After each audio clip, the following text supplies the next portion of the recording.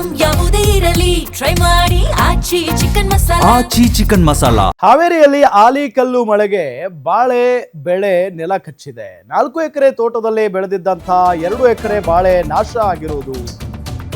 ಹಾವೇರಿಯಲ್ಲಿ ಆಲಿಕಲ್ಲು ಮಳೆ ಆಗಿದ್ರಿಂದ ಬಾಳೆ ಬೆಳೆ ನೆಲ ಕಚ್ಚಿದೆ. ಪಾಪ 4 ಎಕರೆ ತೋಟದಲ್ಲಿ ಬೆಳೆದಿದ್ರಂತೆ 2 ಎಕರೆ ಬಾಳೆ ನಾಶ ಆಗಿ ಹೋಗಿದೆ.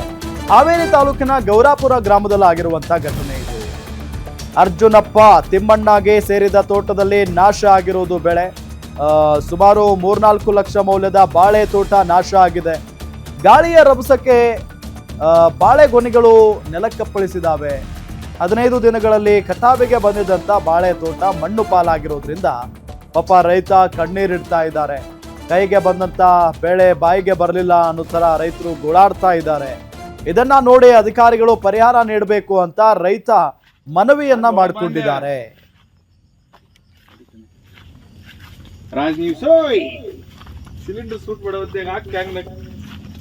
ಇದೇ ವಿಚಾರಕ್ಕೆ ಸಂಬಂಧಪಟ್ಟಂತೆ ನಮ್ಮ ಹಾವೇರಿ ರಿಪೋರ್ಟರ್ ರಮೇಶ್ ಒಂದು ವಾಕ್ ಥ್ರೂ ನಡೆಸಿದ್ದಾರೆ, ನೋಡೋಣ ಬನ್ನಿ.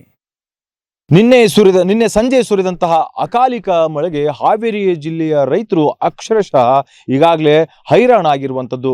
ಈಗ ಏನು ಅಂತಂದ್ರೆ ಬಾಳೆ ಬೆಳೆದಿರ್ತಕ್ಕಂಥ ರೈತ ನಿಜಕ್ಕೂ ಕೂಡ ಕಂಗಾಲಾಗಿ ಈಗ ತಮ್ಮ ತಲೆ ಮೇಲೆ ಕೈಯನ್ನ ಹೊತ್ತುಕೊಂಡು ಕುಳಿತಿದ್ದಾರೆ. ಈಗ ಸದ್ಯ ಹಾವೇರಿ ತಾಲೂಕಿನ ಗೌರಾಪುರ ಗ್ರಾಮದಲ್ಲಿ ಇರುವಂಥದ್ದು ಸೊಂಪಾಗಿ ಸೊಗಸಾಗಿ ಬೆಳೆದಿರುವಂತಹ ಎದೆ ಉದ್ದದ ಗಾತ್ರದ ಬಾಳೆ ತೋಟ ಈಗ ಸಂಪೂರ್ಣವಾಗಿ ಮಳೆಯಿಂದ ನೆಲಕಚ್ಚಿರುವಂಥದ್ದು. ಸೊ ಇಲ್ಲಿ ನೀವೇನ್ ನೋಡ್ತಾ ಇದ್ದೀರಿ, ಈ ಒಂದು ಏಲಕ್ಕಿ ಬಾಳೆಯನ್ನ ಬೆಳೆದಿರುವಂತಹ ರೈತನ ಕಣ್ಣೀರಲ್ಲಿ ಈಗ ಕಣ್ಣೀರು ತರಿಸುವಂತಹ ಕೆಲಸ ಮಳೆರಾಯ ಮಾಡಿರುವಂಥದ್ದು. ಸುಮಾರು ಏನು 3-4 ಎಕರೆಯಲ್ಲಿ ಬೆಳೆದಿರುವಂತಹ ಬಾಳೆ ತೋಟ ಇರುವಂಥದ್ದು. ಈ ಒಂದು ಬಾಳೆ ತೋಟ ಈಗಾಗಲೇ ಸಂಪೂರ್ಣವಾಗಿ ಹಾಳಾಗಿರುವಂಥದ್ದು. ಅಂದ್ರೆ ಸರಿಸುಮಾರು ಈಗ 1.5-2 ಎಕರೆಯಲ್ಲಿ ಅಷ್ಟು ಏನಂತಂದ್ರೆ ಬಾಳೆ ಗಿಡಗಳು ಸಂಪೂರ್ಣವಾಗಿ ನೆಲ ಕಚ್ಚಿರುವಂಥದ್ದು.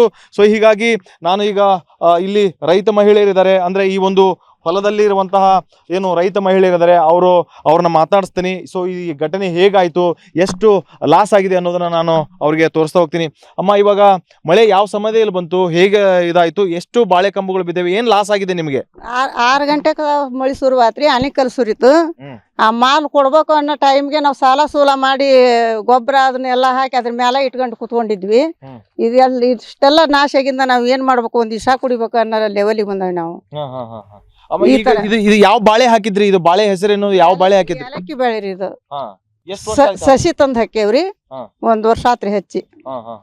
ಅಂದಾಜಮ್ಮ ಎಷ್ಟು ನಿಮ್ಗೆ ಲಾಸ್ ಆಗ್ಬೋದು? ಇದು ಏನು 1 ಲಕ್ಷನೋ 2 ಲಕ್ಷನೋ ಎಷ್ಟು ಲಾಸ್ ಆಗುತ್ತೆ ನಿಮ್ಗೆ ಲೆಕ್ಕ ಹಾಕಿದ್ರೆ? ಒಂದ್ 5-6 ಲಕ್ಷ ರೂಪಾಯಿ ಲುಕ್ಷಾನಿ ನೋಡ್ರಿ. ಈಗ 5-6 ಲಕ್ಷ ರೂಪಾಯಿ ಸಾಲನ ಇರ್ತೈತ್ರಿ. ಇದು ಬಾಳಿ ಸಸಿ ತಂದ್ ಹಚ್ಚಿದ್ದು, ಅದಕ್ಕೆ ಗೊಬ್ಬರ ಹಾಕಿದ್ದು, ಎಣ್ಣೆ ಹೊಡೆದದ್ದು, ಎಲ್ಲದು ಖರ್ಚು ಯಾಚಂದ್ರ ಅದಕ್ಕೂ ಅಷ್ಟ ಇರ್ತೈತ್ರಿ. ಇದು ಆನಿಕಲ್ ಬಂದು ಮಳಿ ಬಂದು ಎಲ್ಲ ನಮ್ನ ಹಾಳು ಮಾಡ್ತಂದ್ರಿ. ಒಂದ್ 6-7 ಲಕ್ಷ ರೂಪಾಯಿ ನಮ್ಗ ಲುಕ್ಷಾನಿ ಆತ್ ನೋಡ್ರಿ. ಇದು ನಾವ್ ಒಂದ್ ದಿವಸ ಕೂಡ ಲೆಕ್ಕಕ್ಕೆ ಬಂದಂಗೆ. ಹಾಗೆ ರೈತರು ಕೂಡ ಇಲ್ಲಿದ್ದಾರೆ. ಈಗ ಅಜರ ಇದು ಮಳಿ ಯಾವ್ದಿದು, ಈ ಮಳಿ ಬಿದ್ದಿದೆ ಅಲ್ಲ, ಇವಾಗ ಇದರಿಂದ ಏನ್ ಎಫೆಕ್ಟ್ ಆಗುತ್ತೆ, ಅಂದ್ರೆ ಬೆಳೆದಂತ ಬೆಳೆಗೆ ಏನ್ ಎಫೆಕ್ಟ್ ಆಗುತ್ತೆ ಅಂತ? ಬೆಳೆದಂತ ಬೆಳಿಗ್ಗೆ ಪೆಟ್ ಅಂದ್ರೇನ್ರಿ, ಆನಿಕಲ್ ಹೊಡ್ತಾ ಇದು ಬಾಳಿ ಗೊಣಿಗೆ ಬಿತ್ತಿರಿ.